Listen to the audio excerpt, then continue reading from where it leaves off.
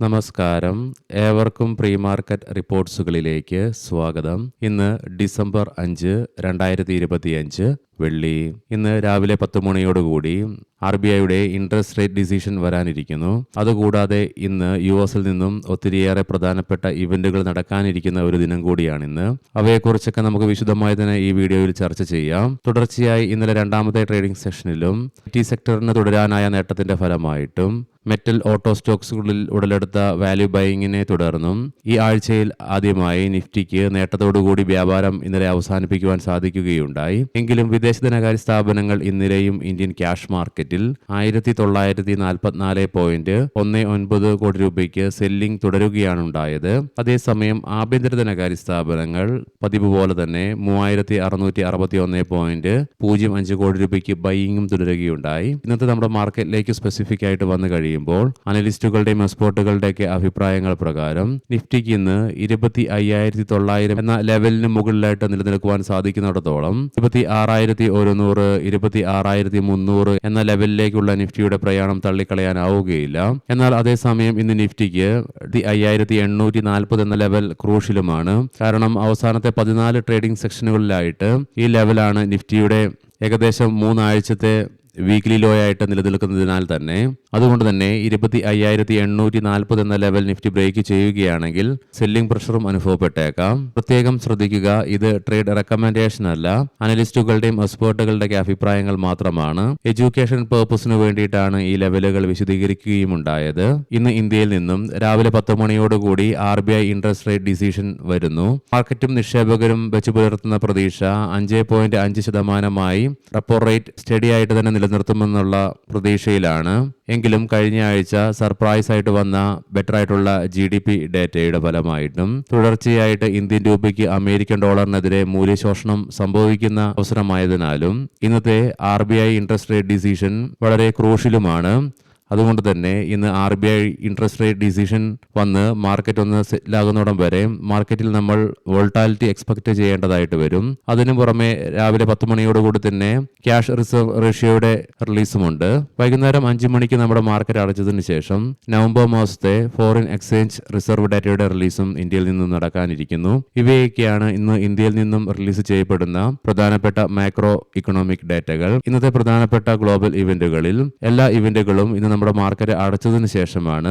വൈകുന്നേരം 7 മണിയോടുകൂടി കാനഡയിൽ നിന്നും നവംബർ മാസത്തെ അൺഎംപ്ലോയ്മെന്റ് റേറ്റ് റിലീസ് ചെയ്യപ്പെടും. തുടർന്ന് 8:30 US-ൽ നിന്നും ഡിസംബർ മാസത്തെ കൺസ്യൂമർ സെന്റിമെന്റ്സ് ഡേറ്റയുടെ റിലീസ് ഉണ്ട്.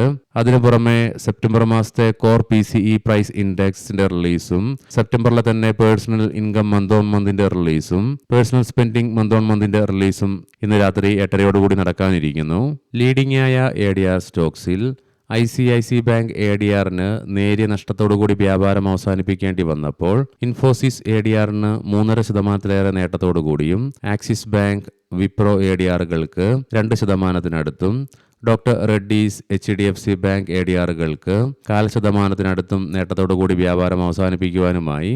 ഇന്നലെ നമ്മൾ കണ്ടിരുന്നു ഇൻഡിഗോയുടെ ഭാഗത്ത് നിന്നും ഫ്ലൈറ്റ് സർവീസിലുണ്ടായ ഡിലേ മൂലം ഏകദേശം 3% ഇൻട്രാഡേ ബേസിസിൽ സ്റ്റോക്കിന് ഇടിവ് രേഖപ്പെടുത്തുകയുണ്ടായി. എന്നാൽ വീണ്ടും ഇൻഡിഗോയുടെ ഭാഗത്ത് നിന്നും പുതിയ അറിയിപ്പുകൾ DCGIക്ക് നൽകുകയുണ്ടായി. ഏകദേശം 2-3 ദിവസം ഇനിയും എടുക്കും ഫ്ലൈറ്റുകളുടെ ഷെഡ്യൂളൊക്കെ സ്റ്റെബിലൈസ് ആകാൻ വേണ്ടിയിട്ട്.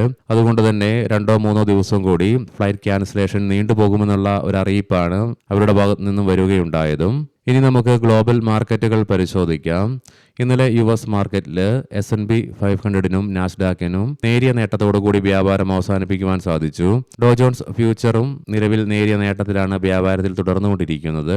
യൂറോപ്യൻ മാർക്കറ്റ്സിൽ UK മാർക്കറ്റിന് 0.5%-അടുത്തും ഫ്രാൻസ് മാർക്കറ്റിന് 0.5%-അടുത്തും നേട്ടത്തോടുകൂടി വ്യാപാരം അവസാനിപ്പിക്കുവാൻ സാധിച്ചപ്പോൾ ജർമ്മൻ മാർക്കറ്റിന് 0.25%-ലേറെ നേട്ടത്തോടുകൂടി വ്യാപാരം അവസാനിപ്പിക്കുവാനുമായി. ഇന്ന് വെളുപ്പിനെ 2:45 ക്ലോസ് ആയ ഗിഫ്റ്റ് നിഫ്റ്റിയുടെ ഇൻഡിക്കേഷൻ പ്രകാരം സ്ലൈറ്റ്ലി നെഗറ്റീവായിട്ടുള്ള ഒരു ഓപ്പണിംഗ് ആണ് ഇന്ന് നമ്മുടെ മാർക്കറ്റിൽ എക്സ്പെക്ട് ചെയ്യുവാനായിട്ട് സാധിക്കുക. ഏഷ്യൻ മാർക്കറ്റ്സിലേക്ക് വരുമ്പോൾ ജപ്പാൻ മാർക്കറ്റ് 1.5%-അടുത്തും കൊറിയൻ മാർക്കറ്റ് 0.5%-അടുത്തും നഷ്ടത്തിലാണ് വ്യാപാരം ഇന്ന് ആരംഭിച്ചിട്ടുള്ളത്. കൊമോഡിറ്റിയിലേക്ക് വരുമ്പോൾ ബ്രന്റ് ക്രൂഡിന്റെയും ക്രൂഡ് ഓയിലിന്റെയും വിലയിൽ ഇന്നലെ നമ്മുടെ മാർക്കറ്റ് അടച്ചതിന് ശേഷം വീണ്ടും നേരിയ ഉയർച്ച രേഖപ്പെടുത്തുകയുണ്ടായി. ബ്രന്റ് ക്രൂഡിന്റെ വില $63.27 US per ബാരൽ എന്ന നിലയിലും ക്രൂഡ് ഓയിലിന്റെ വില 59 $45 പെർ ബാരൽ എന്ന നിലയിലുമായിട്ടാണ് വ്യാപാരം തുടർന്നുകൊണ്ടിരിക്കുന്നത്. ഗോൾഡിന്റെ വില $4204.69 പെർ ഔൺസ് എന്ന നിലയിലായിട്ടും വ്യാപാരത്തിൽ തുടരുന്നു.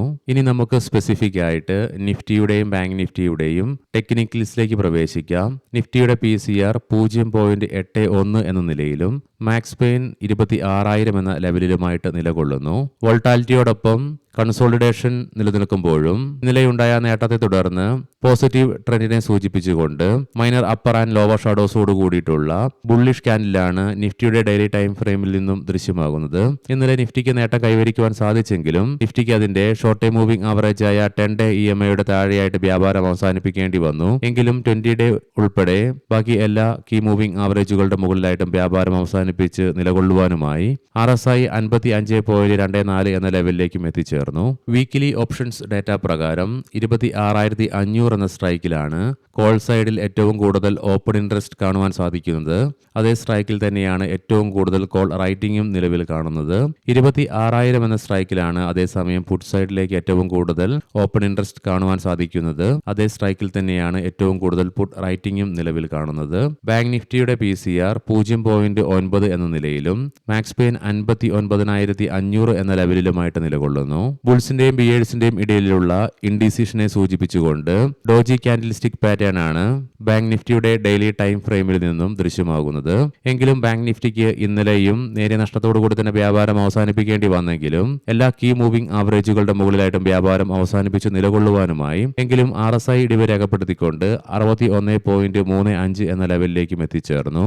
മന്ത്ലി ഓപ്ഷൻസ് ഡാറ്റ പ്രകാരം 60,000 എന്ന സ്ട്രൈക്കിലാണ് കോൾ സൈഡിലേക്ക് ഏറ്റവും കൂടുതൽ ഓപ്പൺ ഇൻട്രസ്റ്റ് കാണുവാൻ സാധിക്കുന്നതെങ്കിലും 59,500 എന്ന സ്ട്രൈക്കിലാണ് ഏറ്റവും കൂടുതൽ കോൾ റൈറ്റിംഗ് നിലവിൽ കാണുന്നത്. അതേസമയം പുട്ട് സൈഡിലേക്കും ഏറ്റവും കൂടുതൽ ഓപ്പൺ ഇൻട്രസ്റ്റ് 59,500 എന്ന സ്ട്രൈക്കിൽ തന്നെയാണ് നിലവിൽ കാണുവാനായിട്ട് സാധിക്കുന്നത്. അതേ സ്ട്രൈക്കിൽ തന്നെയാണ് ഏറ്റവും കൂടുതൽ പുട്ട് റൈറ്റിംഗും നിലവിൽ കാണുന്നത്. ഇനി നമുക്ക് ഇന്നത്തെ പ്രധാനപ്പെട്ട സ്റ്റോക്കിംഗ് ന്യൂസുകൾ പരിശോധിക്കാം. മുൻകൂട്ടി ഓർമ്മിപ്പിച്ചുകൊള്ളട്ടെ, ഇത് ഒരു ബൈ ഓർ സെൽ റെക്കമെൻഡേഷൻ അല്ല. Diamond power infrastructure solar cable വിതരണത്തിനായി അദാനി ഗ്രീൻ എനർജിയിൽ നിന്ന് 784 കോടി രൂപയുടെ പുതിയ ഓർഡർ കമ്പനിക്ക് ലഭിച്ചു. റെയിൽടെൽ കോർപ്പറേഷൻ ഓഫ് ഇന്ത്യ കേന്ദ്ര പൊതുമരാമത്ത് വകുപ്പിൽ നിന്ന് 63 കോടി രൂപയുടെ പുതിയ ഓർഡർ കമ്പനിക്ക് ലഭിച്ചു.